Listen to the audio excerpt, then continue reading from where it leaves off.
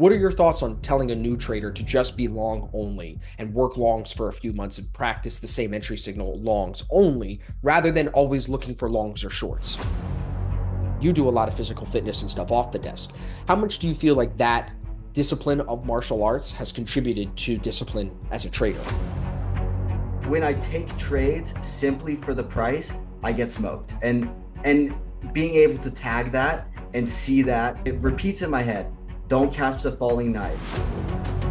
When we talk about getting payouts, you have to have a good day win percentage. You can't have a lot of red days and get a payout. It's just not mathematically possible.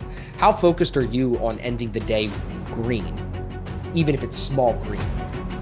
Even just watching you in your trade earlier today, where it's grinding up, it's moving nowhere. Many people would have pulled it, done this, done that, and you're just sitting calm. The trade is doing its thing. So it's being around experienced people as well. That's, just invaluable. What's up, boys? Welcome back. Today, I'm sitting down with one of our Black Shirt Club traders. His name is Thomas Kello. Thomas is an incredible trader. You're going to love this episode because we do some screen share. So make sure you stay all the way through and try your best to watch this episode. I think screen share starts at like 27 minutes in, where we go over Thomas's playbook of his easy money go-to trade setups. We go over his TradeZella stats. We talk about a lot in this episode, and it's detailed. Thomas is very, very detailed. So make sure you stay through all the way to the end and you take notes. I would recommend not just listening to this, I would watch it and take notes. Before we get into the podcast, I have a new little sponsor I want to tell you guys about. Have you ever wanted one of these metal credit cards? Like, listen, when you drop it on the desk, people know what's up. And check this out. I even got the logo on it.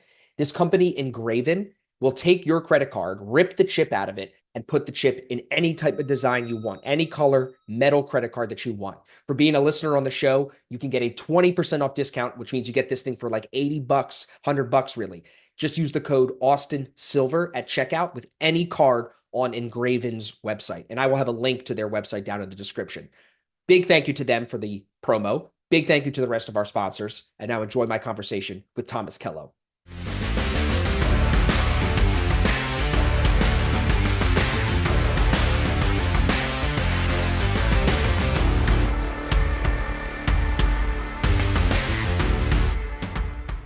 The sponsor of today's episode is Top One Trader. If you've been a listener, you know Top One has been a sponsor for a while, and that's because they continue to deliver. And there's two factors that I think separate them from all the other CFD prop firms out there right now.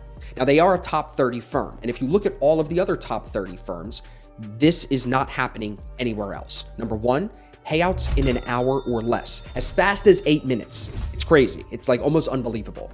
And also customer service that they actually answer your question when you hit the live chat in as quick as 60 seconds. Some of these firms, we won't mention names, take 2 weeks to get back to you. So when it comes to an industry that is very competitive, where you can get funded with so many different firms, you've got to find those standout features. All the challenges are basically the same price. All of the rules are basically the same. But where Top One separates themselves, like I said, is in payout speed and reliability and customer service. So if you're looking to get funded with CFDs, check out Top One Trader. Use the link down below or flying in above the screen. That'll save you some money. The code is ASFX. That's going to save you 30%. We appreciate them for being a sponsor. Now let's get back to the show. What's up, everybody? Welcome back to the podcast. I've got a very special episode today. I'm sitting down with someone who I've gotten to know very well over the last, Thomas, year? When did we meet first? In December of... Yeah, December. 2020, was that 3? Yep, 2023 in London. So almost a year. So Thomas came to the seminar we hosted in London back last winter, and he then joined the Black Shirt Club. And since then, he's grown into an incredible trader. And that's why I'm having him on today. And I'm super excited to share his journey, his experience, the pros and cons of trading prop, the pros and cons of trading with ASFX. All of that is going to come out in today's episode. So Thomas, thanks for doing this, bro. I'm excited. Man, thanks for having me on. It's awesome to be on the opposite side for once. I'm always listening to the podcasts and, taking in information. So it's nice to be able to share the information with the listeners. Well, it's always like something people in the Black Shirt Club see other Black Shirt Club members occasionally come on the podcast, and people start thinking, what do I got to do to get to that point? You've now taken a payout from Topstep. You've been able to pass and maintain funded accounts. So I felt like now, not only did your results match your work ethic, but putting those two things together, you've got enough ground to stand on where I want to start bringing you on stream more. I want people to start hearing from you more and seeing from you more, because I think you've got a lot to share. So let's just get right into it, bro. Let's jump into the deep end. First question's always a hot one. When you got into trading and you look at the expectations that you have for your trading now, what expectation would you tell new traders or tell yourself when you got into trading to change? What would be one thing in that expectation bucket that you would say to adjust? Is it how much money you think you should be taking in payouts? Is it how hard it is to trade consistently well? The focus that you need? What's one thing you would tell the new guys that are struggling in that area specifically to focus on? First thing that comes to mind is once you understand the technical aspect of reading a chart, you understand why price moves, how price moves, you just have to work on yourself and consistently working on your mind, honing in your discipline, because at the end of the day, a lot of us are discretionary traders and all we have to rely on is our decisions. So if you're eating junk food, if you're making poor decisions off the desk, what makes you think that when you come to the desk you're going to be 100% and be able to manage risk? Like we're literally throwing money around in a market that it has no expectations. It's just here to take our money. So if you're not on your A game every moment when you're at the desk, you're just asking to lose. And the only way that I found to really help me find edge is by improving my own personal development, making sure that I'm doing the right things off the desk. So just focusing on things outside the desk and not allowing just the technicals to consume you. It's a great answer, but it is vague and you hit a lot of good points. So let's go into a couple of them in detail. You talked about the decisions off the desk translating to decisions off the desk. I think people sometimes hear this conversation, and I'm glad that we're starting with it because let's just get the people that are not going to listen all the way through, get them out of here now, right? They wanted flashy stuff of like the success. Let's just get into the nitty gritty of psychology because people will hear you say some of those buzzwords and they'll be like, it's very vague, it's glazing over, but we're going to really pick this apart, guys. If you're listening to this, you might want to even take some notes. So let's just talk about even specifics of focus first, Thomas, maybe is a good place for us to start because you're talking about self-regulation. How you handle things off the desk becomes how you handle things on the desk, and specifically focusing and making those good small decisions that compound into a bigger outcome, a bigger goal. So what are you doing? I'm not even going to ask you as like some, because I don't want you to feel or like feel imposter syndrome or feel like you need to be a guru or something. But what are you doing day to day to keep focus sharp? Are you meditating? Are you eating a certain diet? Are you like, what is helping you stay focused so that those small decisions you make as you're trading stay at a high quality? I think something that's really helped me stay focused recently, within, when I say recently is in the past 6 to 8 months, is tuning out, or not to say tuning out, but specifically focusing on just a few aspects of my life. For example, I trade, I have a partner, I have a girlfriend, and then I do martial arts. Like I just focus on a few things and make sure I do them extremely well. And by only doing a few things, my mind is just focused. It's honed in. I'm locked in. There's no thinking about this, thinking about that. There's only a few things I'm even thinking about day to day. And that alone has really helped me focus because there's no outside distractions. Like what is there to distract me? I smile because it's like, yeah. And when you have a kid and then other responsibilities as life goes on, you'll see it gets harder and harder. So I know some of our listeners are like, yeah, the kid's got nothing to do except, hang with his girlfriend and worry about his trading business. So it's easy to say that. But it is a good point of like, you don't clutter your mind with nonsense. Do you spend a lot of time? I know you're on Twitter, and I will put your Twitter link in the description so people can connect with you. But do you spend a lot of time on Twitter? I try to check it every morning, around market open, see if Pax or Chris Cady has tweeted anything interesting. And then I generally stay off of Twitter throughout my trading session. And then I always, post my DRC, post my trades, my daily review video on Twitter. So I have, a period in the morning where I check it, see if there's any information that's going to help me for the day-to-day biases or whatnot. And then I check it after the session. So something I took it from David Capablanca, where he's totally separated from any social media when he's at the desk. He's strictly trading. He's like, not even my mother's calling. I'm Oh, locked that's in. tough, bro. Yeah. So I took that as, if you're only focused on one thing, then there's nothing else to distract you. So I try and stay away from social media. during my time on the desk, and I have a little before and a little after. Quick side tangent. This episode will go up October 5th. We're filming it September 24th. We've got the seminar coming up October, 11, 12, 13 in LA. Yeah. That's going to be exciting. You were there last year. Now we've got a whole swarm of ASFX people coming. So it's supposed to be a full room. Any thoughts on the seminar coming up? I'm excited because last year I was the only person who wasn't trading penny stocks. Right. Everybody was trading penny stocks and Tim Sykes challenge guys. So, me and the ASFX crew, I'm really excited to meet the guys in the Black Shirt Club that we've been trading with for, many months now.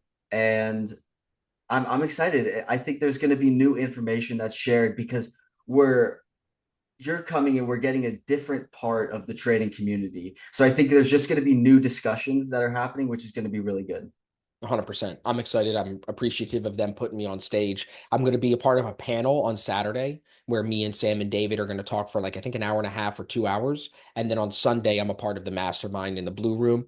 And I think we're doing a ton of content on like Wednesday and Thursday. They have me reserved for podcasts and stuff like that. So it's a work trip for sure. But I'm excited to be a listener and a student at the seminar too, from Sam and David, especially just because I don't trade penny stocks. I'm really excited to learn from Sam. Even like my thing with these seminars is even if you get one thing out of it, it's it's worth it. Because even the networking, like you said, we're gonna meet up with the Black Shirt Club people and have some drinks. Who are you most excited to meet in the Black Shirt Club? They won't be mad. Randy, Tanner, Man, Christine, I Ryan. Tanner, Christine, and Ryan for Dude, I sure. think Ryan's gonna be tall, like way taller than I expect. And I'm just gonna be like, what the fuck, dude? Like I thought we were friends, and now you're too tall and I can't be your friend anymore. I know, jumping out No, of planes and shit. That's crazy. yeah, but it's gonna be good, dude. I'm glad to be doing a seminar and not having to host it. You know what I'm saying? Because when we met at the seminar in London, that's a lot of work, bro. Like, remember, dude, the fire alarm was going off. Remember that? And Oh I my was God. so irritated, bro. I could tell. It's a lot of work. Well, finding a good venue is hard and reliable people, especially when I'm in Florida, they're in London. Like, communication is difficult, you know? Yeah, absolutely. Yeah, fire alarms going off, and then it was like false alarm, and then all right, we're trying to all settle back down. The lights kept going on and off. The dimmers weren't working. Yep, It was yep. Yeah. So glad we won't be dealing with any of that. But let's get back to the talk about I think focus for a second because that's kind of where I pulled us off on a side tangent. There's something to be said about martial arts too. I think when we talk about focus in your life, because martial arts has played a huge factor in something to keep you away from trading. Where a lot of guys, you see it in the group, specifically in the Black Shirt Club, people are over trading. They're spending hours and hours at the desk because they see me doing that and they think that they should be doing that, trading that same thing where you pull yourself out and you do a lot of physical fitness and stuff off the desk. How much do you feel like that discipline of martial arts has contributed to discipline as a trader? it certainly has a lot because something that is consistently reinforced in martial arts is just yesterday is just technique. Technique beats power, beats everything. If you simply have the right technique, like just yesterday, I twisted his wrist and it was like boom, immediately pain. And I was barely putting any effort, and it was simply because of the technique. The whole rest of the session, he's like, flexing his arm, trying to fix it. Like, it's and it's the same in trading. It's all about technique. And you might say, what technique is there in trading? The word can be used for the setup, for your discipline in trade management and just overall not straying from the technique. If you just do the same thing consistently, you'll get the results. Yeah, it's a great answer. Do you think that technique in trading is defined by your technical edge, or is technique in trading a combination of business planning and technicals coming together? Like, what does technique mean? Because there's someone listening that's like, okay, but how do I refine my technique as a trader? Quick 10-second thank you to Edgeful for being the sponsor of today's video. If you're looking for a new edge in markets, in Forex, in stocks, in crypto, or in futures, check out Edgeful. There's a link in the description. And now let's get back to the video. Absolutely. It's definitely a 50-50 for me. Technique is, your ability to read the chart, but then also your ability to have a business plan that's going to keep you in the game for the long term. Because everybody loves to say, risk management, you need to have good risk management. But if you don't have a plan that specifically outlines how you're going to enter and exit each trade and the amount of profit you're shooting for each time, what you're comfortable with on the stop loss, you're you're not going to get far. Yeah, it's very true. Do you want to go into any tips specifically about trade management before we're going to do screen share? We're going to get into that. But if we think back to like when you were at the London seminar, we spoke about trade management a lot at that seminar. How has trade management changed as far as like a focus for you? And what specifically do you think you should have been doing more of then? Like, what would you say to the newer version of yourself that you should have been more focused on? I think that question, just for the listeners, I'm going to ask Thomas that a lot today because I've been a part of Thomas's growth for the past year almost. So a lot of this is like looking back on where we came from to see how far we've come. And that's where I think it could be relatable to you guys. So what do you think, Thomas? Like specifics there, if any? So specifics for trade management, right? A year ago, I was trading on the 15-minute chart. I was trading the A2 strategy on currencies. We're using MT5, and I was pretty much just a full in, full out trader. And it was, if it hit my take profit, it hits it. If not, I'm taking a full stop loss. So in terms of trade management a year ago, there wasn't a lot going on. And then now fast forward, I'm still experimenting with my trade management because there's always something to refine and tweak at this stage for me. But right now I've been having a lot of success with entering with the full size of what I'm comfortable with at a 1R take profit. If I want to make 350, I enter with 350 for 1R. And then what I do personally is I have one line of defense. So there's always, a price level or VWAP, a moving average, something that is going to tell me this is not looking good for my trade. So I'm going to remove 50%. So what that allows me to do is I have around a 55% win rate. So my average winner is 350. My average loser is 220. And that's because I'm able to cut my losers short and just let my winners run. And, I've experimented with pulling trades early, taking profits early, and it's not working out for me. And I'm finding much better success just letting the trade go to that key level, whatever my target is. If price wants to get there, it will get there. If not, it won't. And then there's either another setup or you take a small loss.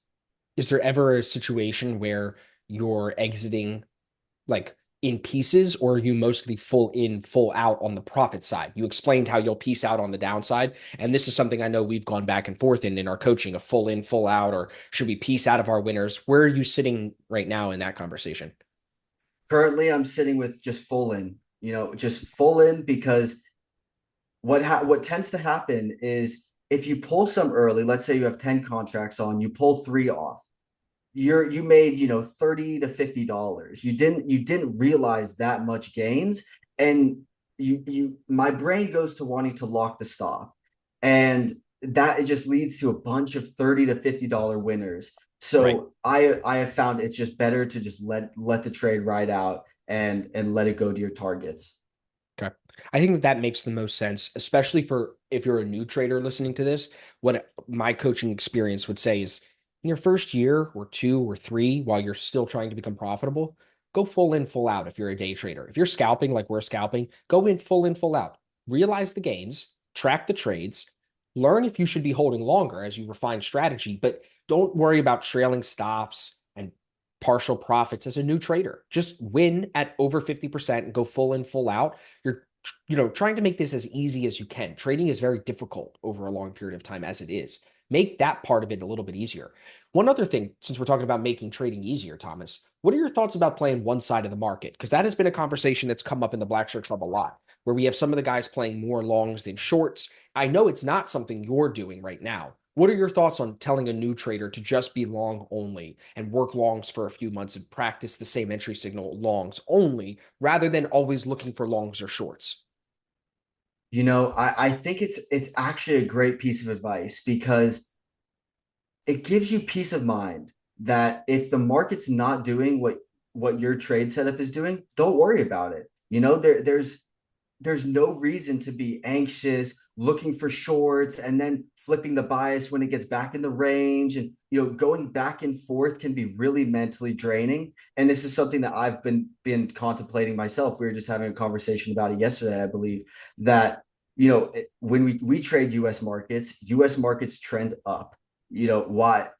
it is difficult to short the US markets. They're clean trades where it's like, yes, the market drops 20 points in a couple minutes and you can make 10R with your small stop loss. But over the long term, those setups don't present very often. And when they do present, you have to be there. So and then the thing is, if let's say you're going long and short, you see the short, now you get short biased, because the big thing for my trading has been what what bias am I looking at initially, and then how long am I holding that bias throughout the trading session? Because if I take a short first, most of the time I'm going to be looking for continuation of that trend and looking for shorts again. But then there maybe are clean, break back into the range long, but I'm trying to short it off opening range low because I'm already short biased on the day. So if you just choose one side of the market, which a lot of the penny stock guys, a lot of stock traders that I've met at these conferences, they choose one side of the market, and one of the first questions they ask is,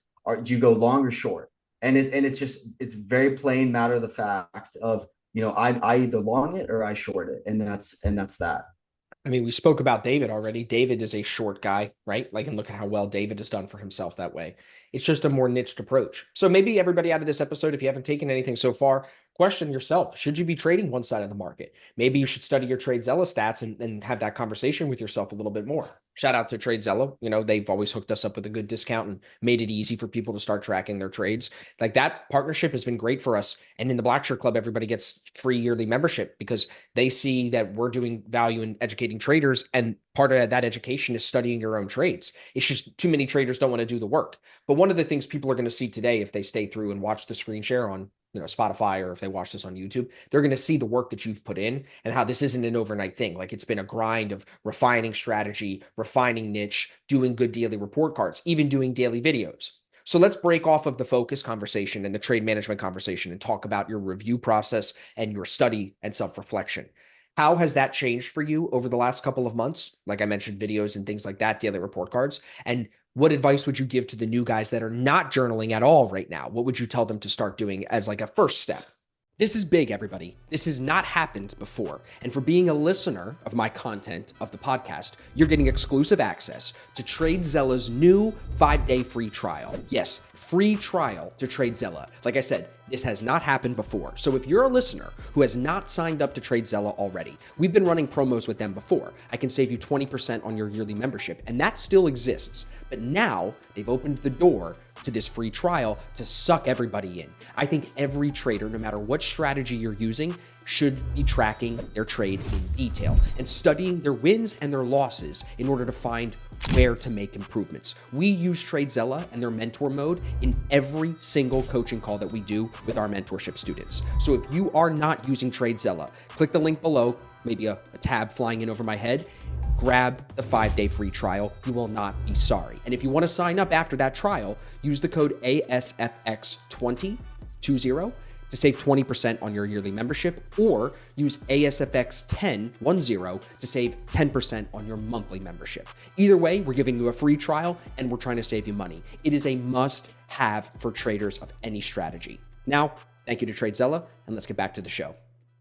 As a first step, everybody feels emotions when they're trading, whether they want to admit that to themselves or not. They feel emotions, and the very first step I would do is just put a little text box next to the candle and put your emotion by it. Like, it's as simple as just becoming aware, because once you're aware of your emotions, then it becomes really easy to journal. It becomes really easy to write a couple paragraphs at the end of the day. And then you start to find connections between, this red day I had last month and this red day I had this month. What was the trigger? And then, what happened here? And you can make really clean connections when you're able to accurately journal your emotions. So an easy way to start is just put a little text box next to the candle and say, I felt fear that my stop loss would get hit. And that's it. And you just practice, and over time you get better. What happens with that text box? What do you do with that markup though? Like, what would you tell them as far as the process of keeping that organized? So in my daily report card, I have a section for trades, and that's got, my markup for the trade I actually take, some notes about it. How could I make more? How could I make less? And or how could I lose less? And then there's a section for markups. And the markups are all my trade ideas every day. I put the markup, I put a little text blurb next to it. And then, almost once a month, I'll go back and click through my top markups and make a little spreadsheet of them, and see the similarities, because as you'll see on the screen share later, our trade setups look almost identical, and it's just over and over, and it's the same pattern recognition. So doing the markups, saving them, compiling them at a later date with all the similar markups together, it works wonders for pattern recognition, where you see it in the market and you're like, that's my setup, I have to be in it. You know exactly where your stop is supposed to go, you know where the trade's invalidated, and you feel confident. More than anything, you feel confident. I've seen this before, and whether it wins or loses, this is the setup that I have to be in. It's a really good answer. Why do you keep paying to be in the Black Shirt Club? Man, I where to start? I So After I our bring you on the first, podcast. Now that we've yeah, done this, are you after done? after like our first 2 weeks, I was already thinking I got to buy more. Like this is a great community. The coaching, it's unbelievable, because something that I'm younger, and there's when I was researching trading, for just about any question, there's two or three air quotes correct answers. Like there's no one answer fits all. So being in the Black Shirt Club, having a coach that's been through what I'm currently going through, had someone who's experienced very similar things that can give me feedback tailored to me, not just, okay, 10 people were in this trade, this is what you all could have done better. It's forget the group, it's niched down to me, exactly what I need help with, what are my questions. Like that, across the first couple of weeks, I saw a huge difference in my confidence, in my understanding of the market, and and then just watching profitable traders, being around people like Mark, yourself, Evan, James.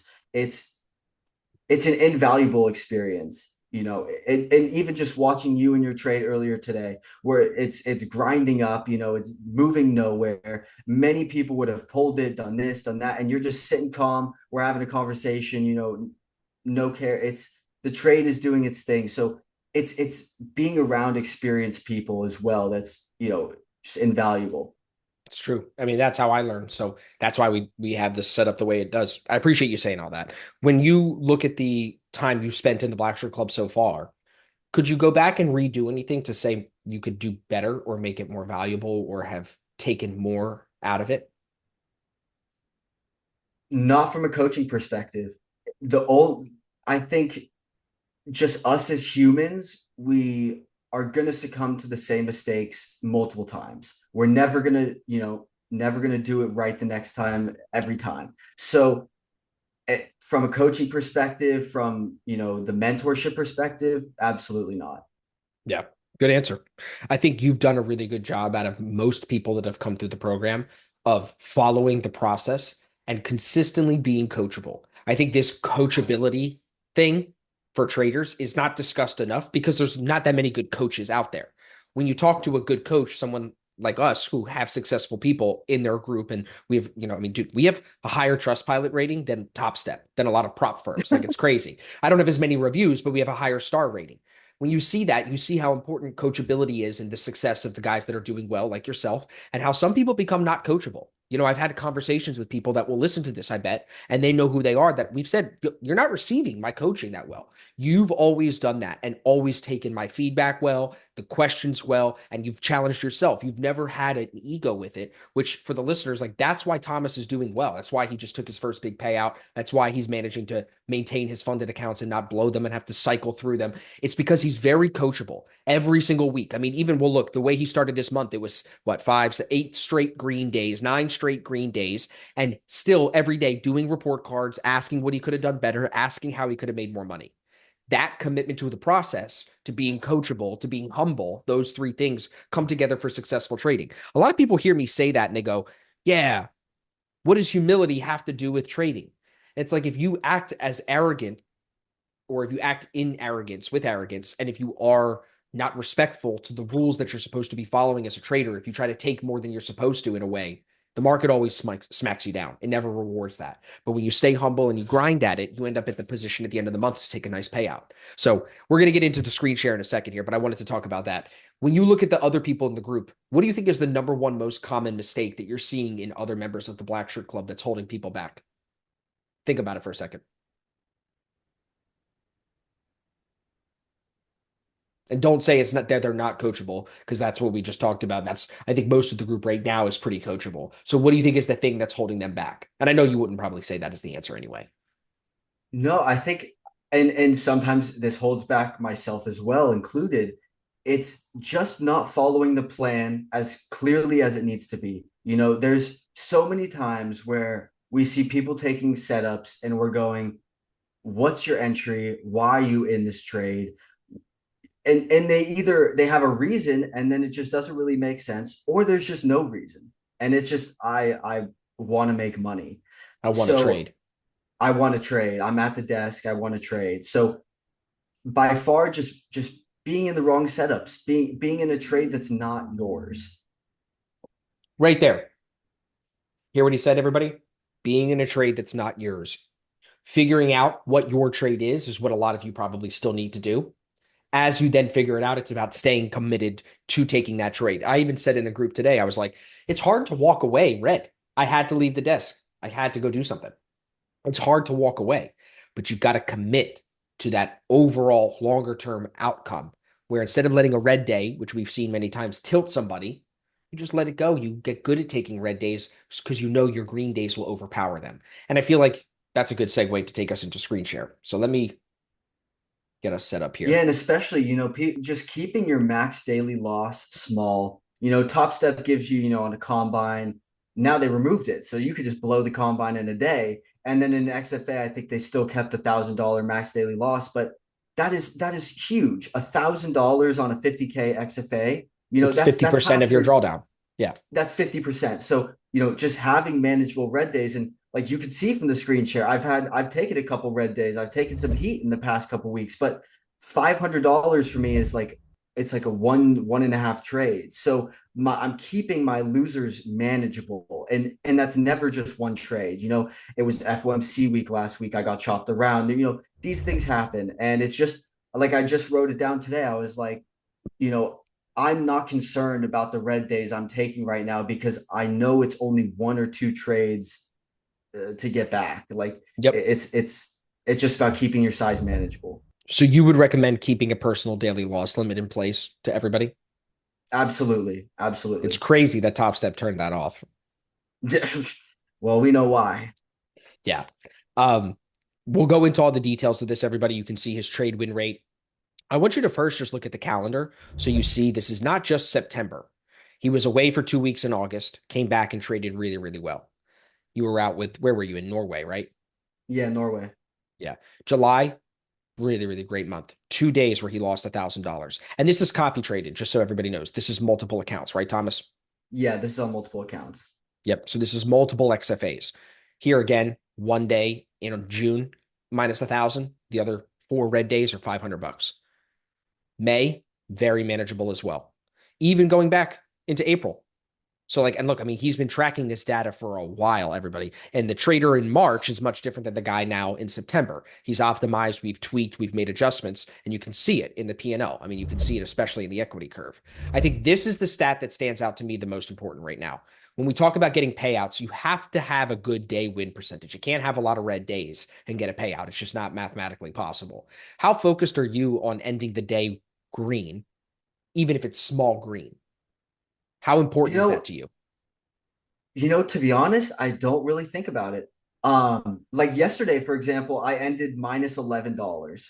Yep. Didn't think about, like, I don't know, somebody who might care a lot about that number might have tried to like scalp some minis and make back $20 just to get plus 10 on the day so that their trade zealous stat shows green. To me, that doesn't matter. I could care less. Well, I think that shows you're bigger picture focused. You're looking, like you were just going to say, you're looking at the month, not the day. Exactly. I'm looking at the end of the month, and not even the end of the month, like how many green days and red days, just what's the end of the month P&L. Because I've found I just trade my system and the day win percentage works itself out. Earlier it was like 63, it just it fluctuates here and there, and it But I can always tell stays you above 50%. in the Black Shirt Club, the guys that are getting payouts win 60% of the days, give or take a couple percentage. That's the number that I'm seeing in all my coaching calls. The trade win percentage, it varies a lot. It really does. I've had 50, I have 40. Zach's a little lower, I'm a little Mhm. higher. So it varies. So that's not as important, I think, as people think it is. Um, when you're copy trading, just to be specific with a question for some of the new guys, because I think copy trading intimidates people. Do you ever look at the other accounts that you're copy trading to, or do you just focus on the lead account and that's it? Yeah, just the lead account. I, So I don't I don't ever look at the other ones. do you think that if you can trade one account, you can copy trade and pass five? Or do you fall into the mindset of, well, if you can't pass one, you're not going to pass five? What do you think about that? They're exactly the same. If you can compartmentalize it in your mind that this is just one account and I'm just trading it, sure, maybe it's a $250,000 account, and that's how you see it in your brain. Like whatever works for you, do that. But it's for me, it's always been it's just one account and it's just a larger amount of capital. Because when we were on the CFD topic, like last year, it was always don't shoot for a 5% day, just shoot for larger capital with a 0.5% day, and then you'll either make the same amount or you'll make more with So you larger apply the capital. same mindset there. Yeah, that makes sense. Correct. So what's interesting about the stats, if we go into your reports, number of winning trades, 202, number of losing trades, 217, average win, 274, average loss, 186. So you don't have to win more clicks. You just have to make the winners bigger than the losers. That's what that stat tells me. And that goes Uh, exactly back to, I trade basically a 1R. And when yeah. it's a winner, I take 1R. And when it's a loser, I take like 0.75R. And that's Yeah. it. Yep. Biggest profit, 2750. Largest loss, 2400. What happened on that? Do you remember? I'm sure it was just a combine. I'm sure it was a combine. I was in heavy. It Thomas is Thomas was tilting, going heavy. till I mean, I would be lying if I Tilt said just it looks wasn't different. easy. Yes, Yeah. but tilt, And tilt it's just looks also different at just the different experience that account you have. sizes. Yeah, absolutely. Absolutely. And this trade Zella is both encompassing 150K accounts and 50K accounts. So, that the largest profit, it doesn't show it in terms of percentage of account, which I always wish they were able to do somehow, but not yet. I Not have yet. put it in a ticket though. So There you go. Good, good. Let them know. Let them know. Max consecutive winning days is 9. Max consecutive losing days is 4, which is, I think, really good. Average daily P&L 167 across each account. Average winning day P&L is 800. Average losing day is minus 700. So very controlled. Largest losing day minus 32. Largest profitable day 27, which I think is, about normal. Nothing too crazy about that. What's interesting here, too, is if we look at the days that you're doing really well, why is Tuesday holding you back so much? And it's one of You your know, most I traded just days. did I just did a big report on Tuesdays, because it's interesting. I work Thursday through Monday. So Yeah. Tuesday, Wednesday is my days at home to be at my desk. And it's that eagerness. It's the eagerness to trade. And it's actually what I was looking back through is I was almost blowing myself out of the water in the first 30 minutes of the open. Like Wow. I was home, excited to trade. I would Right. take a setup, and then I'm like, okay, now I just got red on the day. Shoot, let me jump in another trade. And then it's just like that in 45 minutes and you're blown out of the water. So today I was like, all right, we're sizing down because this is a Oh Tuesday shit, it that we're is Tuesday recording today. this. Fuck. Yeah, it's a Tuesday. I sized down. I never hit my max daily loss. I had a small red day today, and I'm not concerned about it because for me, I'm just looking for growth and small improvements. You know, Progression in trading like happens very slow, and you can only look back at the end of the month and see the progression that you've had, see the way you're thinking about things differently. So all I look for is just incremental increases in performance. So for me, not blowing myself out of the water, keeping the red day small, recognizing that this is a Tuesday helps me. Yeah. This is interesting. If we break down the trade time for you, super profitable from like 9:45, Eastern time until about 10:30. Even here, that doesn't really concern me. It looks like throughout the day you find spurts of success. Do you have any thoughts on why that is, or do you just think it's like an average out over time? Most of the trades are like 9:45 until what, 11 o'clock Eastern Yeah, time? most of my trades are in the first 2 hours of the open for sure. When it's the afternoon lull, I can say positively I do not have great um success trading. Like what would that be? Like the 12 o'clock to 1:30 East Coast time. Like that Right. that I'm not trading it well. I'm not too much of a power hour trader because You can tell. I'm just more available in the morning, and Yep. I'm just a morning person myself. So I just like being available for the open for the first 2 hours, and that's that. Yeah. That's when the majority of my trades are. And most of the trading has been on ES or MES, not a lot of NQ at all. So it's really focused in Zero. on one asset. How important do you think it is for traders that are in their first couple of years like you to just be focused on one asset? Do you feel like you're missing stuff by not trading NQ? Absolutely not. Yeah, like when I first joined the Black Shirt Club, you were like, let's make you a specialist. You need to become a specialist. Mark is a specialist. I I love the price action of ES. Something I know about myself and my personality is when there's a lot of volatility, like NQ has, I tend to stray away from thinking about the potential loss and how quick that loss could be realized. And I'm only thinking about the gains. So ES has been a perfect asset for me to trade. I mean, like going throughout it the whole year, I feel like now I understand different, market structures when we're consolidating, when we're retracing, when it's a healthy pullback, when it's a slide day. I only watch ES. I have the Mag 7, of course, up to see what they're doing every day. I got the VIX up. I sometimes look over at NQ just to see what its correlation is to ES. Um, but I have no FOMO, no nothing. I am happy I'm happy trading There's ES. enough. You feel like there's enough. That's a good feeling. Are you using the 100%. And it tags? goes, Yes, you are. yes, I So am. let's And it talk goes about this. back to knowing your setup. If you know what your setup is in your market, then that's it. You don't have to worry about anything else. So this is another part of knowing your setup is tagging these trades and figuring out what entry works best for you. Are you using this or are you using the playbook section of I TradeZilla? use both. Okay, I how do use you use both them because differently? yeah, so for tagging is about the opening range because I use the 15-minute opening range to help find biases and key levels. So all of the tags are about the range and kind of in relation. So am I trading from top to bottom, bottom to top? And then I do have another entry for just price discovery plays.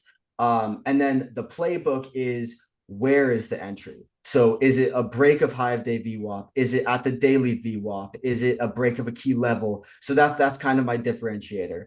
Very detailed. What has doing this helped you with? Because I'm sure this is more than what a lot of people are going to. I'm sure of that. But why would you tell someone that's maybe not using TradeZilla like this to start doing it? How has this helped you? I mean, so you could see like extremely clearly, all of my setups are green except for one. And the one setup that's not is when I'm buying at a key level with no confirmation. So I like to take longs off opening range low. Let's say price breaks out of opening range high. We break out of opening range low to the downside. So our double break status fulfilled. Now I will just sometimes take a long at the opening range low price just because I want a good price and that's it. When I take trades simply for the price, I get smoked. And being able to tag that and see that it makes it even more clear because now I have this, it repeats in my head. Don't catch the falling knife. Make sure there's Which is what confirmation. that is, right? Because if it's dropping and you're just trying to pick that price, it can definitely suck lower or vice versa. And that's exactly what happens. Like that those red trades is that setup basically. And now I So just avoid it. So if you're listening to this and you try to pick price levels, you might want to take out of this conversation, hey, I might need to get more specific with my entry signal, maybe using a VWAP for confirmation of the entry or something like that. That's how I would take this. Let's look at your playbook section too and just take a look at this. Yeah, so very similar, but you can see majority of your money is being made with the VWAP strength after the dip, not even so much with the price play at the VWAP. What would that be, like buying a New York VWAP or something like that, buying a previous day New York VWAP? Correct. Yeah, yeah. Yep, Which yep. still Just could be a buying in a good trade, VWAP. but your expectancy is 35% win rate versus 66% win rate. Way different. Literally Yep, and double. it's like I'm still making money because when you buy it at the VWAP, you can get a 2-to-1 really Yeah, easily back to high day, 3-to-1 even. for And sure. so I'm still profitable on the setup, but I Right. just rarely take them. The win rate of that setup used to be at 22%. Like I That's what just I would don't have really look expected it at to it. be. Right. Yeah. Right. Yeah. No, I love that. So great breakdown here. We'll probably need to do another video of this more in detail, but I want to go into the playbook section. So this is something we encourage all the Black Shirt Club people to do, everybody. It's called a playbook. You can call it whatever you want. This is just taking the setup that you like to trade the most, copying that markup with text on it, and putting it into a document that you can reference back to say, yes, this is my easy money go-to trade setup. Call it easy money, call it go-to trade, call it whatever the fuck you want. That's what we make all of our Black Shirt Club members do when they progress through the program. Making a new trader do this would not do any good. Someone that has worked an entry signal already, like Thomas has, he's tried a bunch of different entry signals and he's really honed in on this specific setup. This speaks to him. So talk to us about this trade before we go into the chart setup of it, Thomas. What does the trade look like to you? And we can look at this first example. So this trade to me is fulfilling the edgeful stat that we double break the opening range high and low approximately 75% of the time. Each day it's a varied percentage, sometimes 65, sometimes 80. And this is a classic setup both me and Austin take very frequently where we break out of opening range low to the downside. And then as we're coming back in, we can either use just the opening range low as a confirmation when we break back into the range, or there'll be the New York VWAP that we can use as additional confirmation that buyers are stepping back into control. And then I would take a long with a stop at the prior structure. And then generally I target 2 to 3 points outside the opening range high because Why of is that that? double break stat. Oh, okay. Because of Because the you're double break expecting a stat. So close above. correct. I'm trying to take advantage of it. And this is where, I will have my finger, ready to close out the Right. trade if we reject it quickly. But also you can see in this trade, it pushes right through. There's no reason for me to just have it to get tapped right at the opening range high. Yep. So we have the break out of the downside, break back into the range, takes the New York VWAP that's shown in this black line, trades to the top here where you have opening range high labeled, and then it actually rejects to all-time high. So this is a great example of the setup break, trade in the middle towards the bottom as close as you can, trade to the top side of the range, trade the double break. Do you trade the double break to the downside? That's going to be a question. Thomas, what if we break to the top first? Do you short it to the bottom? I love that setup, and it's at the bottom of this. Okay, cool. So again, here breaks the range, back into the range, trade to the top. What happens if you get jammed up and you can't get an entry close to the bottom of the range? Like for example, on this third one, if you can't get the entry down here at the bottom of the range, will you take the New York VWAP break or will you just avoid it? What is your thought there? Me personally, I end up avoiding it Okay. because I, I middle of the range trades. So for me, that would be a middle of the range trade, and it's one of my least profitable setups. I can make money with it, but I'm not making a lot, so I stay away from those. And there's been plenty of times where I'm at work or I get up and I miss the candle, and then it's like, well, you missed it. You missed the price. And if I FOMO'd in when we're in the middle of the range, now I get a worse price. I have a larger stop. I'm taking on more risk. And then I'm going to mismanage it because that is not my trade. Yep. So now let's talk about the second trade in the playbook. Price discovery, anchored VWAP breaks to the long side. So here, VWAP is set to a high of day, and you're trading that high of day VWAP break with a stop loss determined by structure. Yep. So sometimes it's a stop loss determined by structure. In this example, it was just a 5 point stop. Okay. Um, Look at the text he has on these charts, everybody. This is what we're talking about when you talk like what's Thomas's work ethic to get to the point. Like if you're 45 minutes into our video, you probably have heard about the BlackShirtClub. You understand that it's a mentorship program we run. You understand now like this is the standard that we try to have in the club. Not everybody lives up to it, but this is really like where markups excel. Thomas does a great job. So here again, high of day VWAP. It's also high of day, 15-minute opening range high. So will you like those longs where it breaks high of day VWAP and it's near that opening range high after the double break? Because now you broke the bottom, you broke the top. Now you can get extension. That's the price discovery. 100%. Yep. I love the price discovery, word or terminology because it just means when price is in between two levels and there's a top side, maybe that top side's 30 points away. It might not hit that top side today. It might get there tomorrow, the following week, whatever, but we are just in price discovery. We're not in a clearly defined range. And for me, I use a high of day or a low of day VWAP and by the strength after the dip Yeah. because the dip can always keep dipping. Which And is a then great another example thing, here.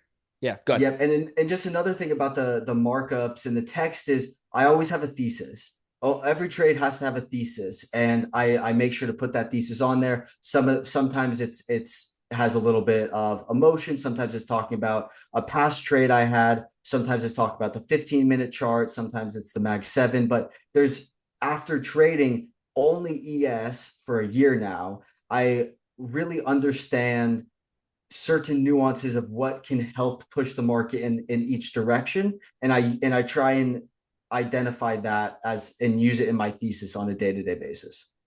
Love that. Here, great example of high is set in. It dips. It could keep dipping, but by waiting for that VWAP to be broken with strength, you end up getting in at a great time as buyers take control. Got to give Brian Shannon a shout out. If everybody doesn't know, this is Brian Shannon's kind of stuff here. So, all right, now we go to this example. Shorts using the 15-minute opening range. So here, it doesn't break the bottom yet, breaks the top of the range, and you're short from the top to see the bottom be broken. Is that the idea? 100%. And after watching it for so long, you can see when we consolidate at the top of the range whether the consolidation is making higher highs, or in this case, it's making lower highs on top. So that's giving me more bearish confluence. And my entry was right as it broke back into the range, and then you just take it down to the bottom. Here, you can also trade this idea off the bottom of the range too, right? Where like break and retest, you trade off the bottom down to see a gap fill or something like that. So same kind of idea. Yep, and what I really like about this trade is I believe the double break stat had already been fulfilled Yeah. before my short right there. So there was just additional confluence for why I'm more convicted in the short bias because you can see I put like this could be a higher low. I could be wrong on this trade, and this is where I'm gonna know. And then as soon as we slice through the daily VWAP, now it's additional confirmation, and then I just go to the key level. So on a short like this from the top of the range, will you always use the structure high for the stop loss, or will you try to tighten it down? I always start with the structure high. During while I'm in the trade, I will adjust it.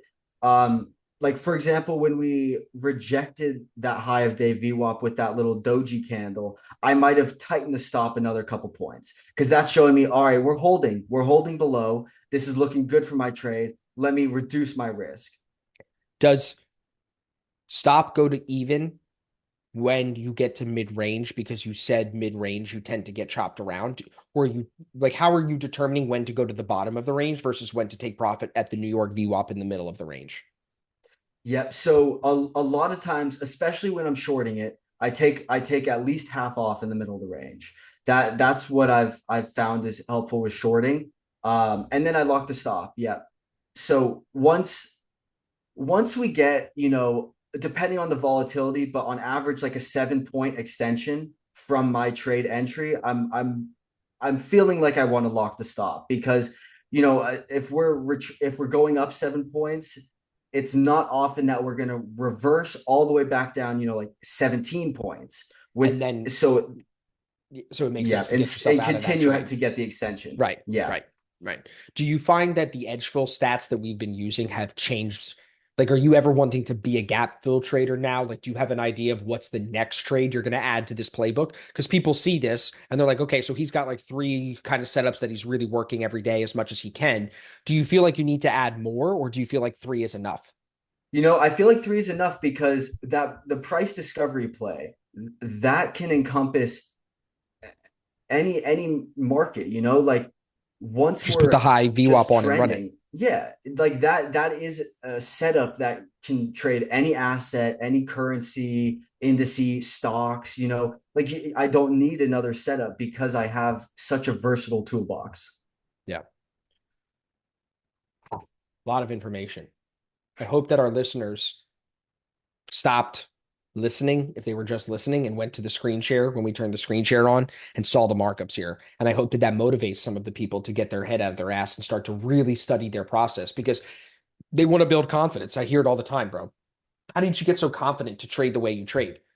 This study. How many hours a week are you spending studying or trading versus how many hours per week are you actually trading, do you think? Like in a Yeah, trade? so yeah, it's kind of like it's a paradox. Like I'm only actually trading maybe 2 hours a day, maybe 3 hours at most.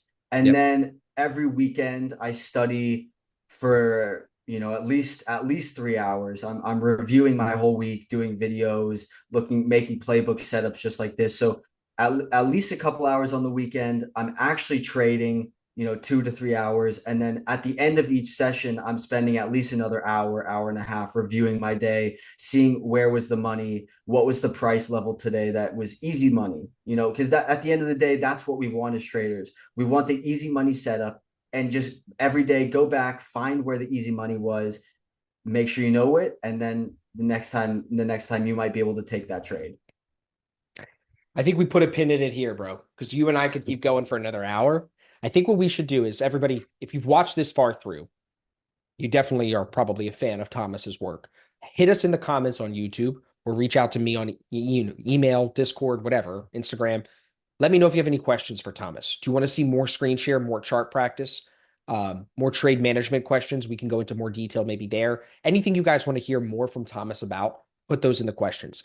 Thomas will be joining me on stream on ASFX TV in some capacity over the next couple of weeks. We don't have a regular schedule yet, but I'm sure that's in the future. So if you want to get more of Thomas too, make sure you're with us on ASFX TV because he'll be coming on and trading with me and giving his input too. But for now, I think we're good, Thomas. This has been great. I appreciate you sharing so much. Your answers were fantastic. I really mean that. And I'm really proud of your growth. And I'm looking forward to doing a part 2 with you, part 3 with you as you continue to grow and continue to get more money taken out of these prop firms, continue to take more money out of the market. We didn't even really get to talk about how you go about passing combines, trading personal capital. So that's all got to be in part 2 for sure. But I think for today, this has been awesome. So thank you, bro. Thank you for having me on, Austin. This is fantastic. It's a dream come true. Drinks on me in October Yeah. next month in LA. But for now, everybody, thank you very much for listening. Make sure you're subscribed so you don't miss any of our future episodes. I appreciate all of you guys very much, and we'll see you in the next one.